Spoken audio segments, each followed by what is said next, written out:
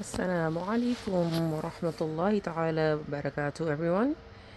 This is the light that we use for our dome greenhouse and all the steam, and you can see it's like 18 degrees here, and it's the steam on the greenhouse, so it keeps it nice and warm. You can see it's like sun ray light, and it has a hanging thing that you can hang right in the middle of your greenhouse with these clips, and it has fans to distribute the heat for all your plants.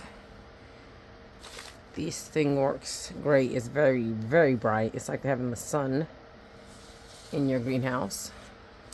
So these are one of the suggestions that we use, and we just draw a cord from the house to the greenhouse for this, and it has an on and off light. Let me see if I can get to that.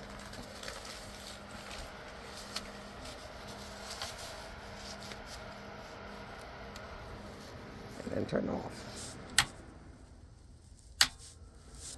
It's really nice.